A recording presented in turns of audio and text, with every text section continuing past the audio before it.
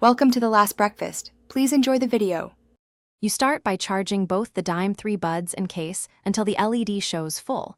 This ensures firmware and battery behaviors are stable.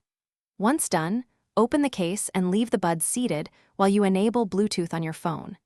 Make sure to remove any previous Skullcandy pairings so the Dime 3 can advertise. If a prompt appears, tap to pair.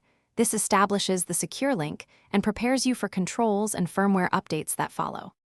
You should now put the Dime 3 into explicit pairing by pressing and holding the case button for about 3 seconds until LEDs flash.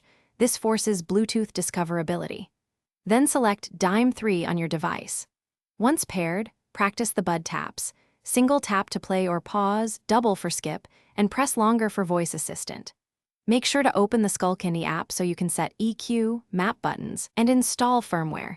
These adjustments improve sound and fix connectivity quirks.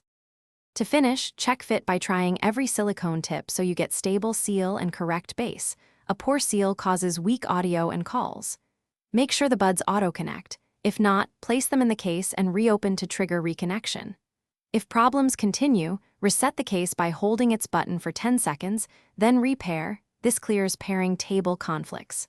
One troubleshooting tip: if one bud drops audio, clean the charging contacts and confirm firmware is current to resolve intermittent behavior.